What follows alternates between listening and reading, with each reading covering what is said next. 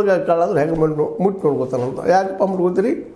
ಕುಂಬಳಕಾಯಿ ಕಾಳು ನೀವು ಅಲ್ಲಲ್ಲ, ನಾವು ಏನೋ ಅಂತೀವಪ್ಪ ಆವೇಶದ ಬರೆದಾಗ, ಅದನ್ನೇ ನೀವು ಸೀರಿಯಸ್ ಮಾಡ್ತಾಯಿದ್ರಿ.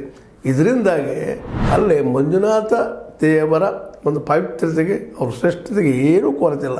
ಇವ್ರು ಸಿಕ್ಕರಂದ್ರೆ ಅದೇ ಒಂದು ಮಂಜುನಾಥ ದೊಡ್ಡ ಕೊಡುಗೆ. ಇಂಥ ಕಾಲದಲ್ಲೇ ಧರ್ಮಸ್ಥಳದ ಏರಿಯಾದಲ್ಲಿ ಇರೋದು, ಇಂಥ ಒಂದು ಕೊಲೆಗಳಿಗೆ ಧರ್ಮಸ್ಥಳದ ಏರಿಯಾದಲ್ಲಿ ಇರೋದು ನಿಜವಾಗಿ ಅದು ಅಪವಿತ್ರತನ ದೇವಸ್ಥಾನಕ್ಕೆ.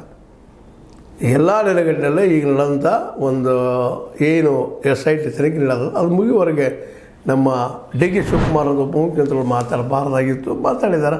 ಯಾಕೋ ಏನೋ ಅವ್ರಿಗೆ ಬಿಟ್ಟಂಥದ್ದು. ಬಟ್ ಇದಿನ್ನೂ ಅಂಡರ್ ಟ್ರಯಲ್, ನಾವೇನೂ ಮಾತಾಡೋ ಸಾಧ್ಯತೆ ಇಲ್ಲ, ಸಾಧ್ಯತೆಯೂ ಇಲ್ಲ ಅಂತ ಹೇಳ್ತಾ, ಒಟ್ಟಾರೆಯಾಗಿ ಅವು ಹೇಳುತ್ತಿರುವಂಥ ಮಾತುಗಳು ಸತ್ಯ ಆಗಲಿ ಅಥವಾ ಅವ್ನು ಸತ್ಯ ಹುಡುಕೊಳ್ಳಿ, ಇನ್ನುಳಿದವರು ಸತ್ಯ ಹುಡುಕೊಳ್ಳಿ, ಇದು ಹಿಂದಿದ್ದಂಥ ಅಧರ್ಮಿಗಳು ಸಿಗಲಿ ಅನ್ನೋದು ಒಂದು ಆಶೆ ಎಲ್ಲರದು.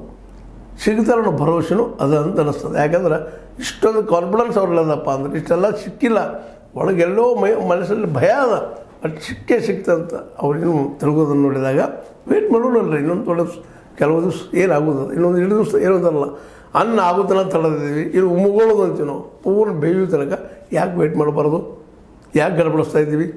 ಇದಕ್ಕೆ ನಾವು ನಮ್ಮ ಮಂಜುನಾಥನ ಭಕ್ತರು ತರಿಸ್ಬೇಕಾಗಿ ಅವ್ರಿಗೆ ವಿನಂತಿ, ಗಡಬಡಿ ಮಾಡಬೇಡಿ, ಸತ್ಯ ಹೊರಗೆ ಬರಲಿ.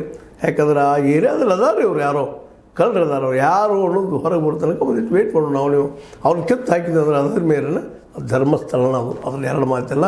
ಅವರಿಂದ ಧರ್ಮಸ್ಥಳಕ್ಕೆ ಕೆಟ್ಟ ಹೆಸರು ಬರಲಿಕ್ಕೆ ಅದ್ರ ವಿನಃ ಈ ಯೂಟ್ಯೂಬರ್ಗೆ ಮಾಡಿರ್ಬೋದು, ಮತ್ತು ಯಾರೋ ಮಾಡಿರ್ಬೋದು, ಸತ್ಯನ ಹುಡುಕಾಟಕ್ಕೆ ಏನೇನೋ ಮಾಡಿರ್ಬೋದು, ಕೋರ್ಟಿಗೆ ಹೋಗಿರ್ಬೋದು, ಸುಪ್ರೀಂ ಕೋರ್ಟ್ ಹೋಗೋದು ಅವರು ಆಗಿರ್ಬೋದು, ಅವರಿಂದ ಅಲ್ಲ ಅನ್ನೋದು ವಿನೀತವಾಗಿ ಸಂದರ್ಭ ಹೇಳ್ತಾ, ಇದು ನಿಮ್ಮ ನಾಯಕ ಆಗಿರ್ಬೋದು. ಲೈಕ್ ಮಾಡಿ ಶೇರ್ ಮಾಡಲಿಕ್ಕೆ ಅದಕ್ಕೆ ಸಬ್ಸ್ಕ್ರೈಬ್ ನಿಲ್ಲಿಸ್ಬೇಡ್ರಿ. H60 ನ್ಯೂಸ್ ಹೇಳ್ತದೆ. ಸಿದ್ದರಾಮಯ್ಯ ಸತ್ಯದ ಕೈಗಳಲ್ಲಿ ವಂದನೆಗಳು.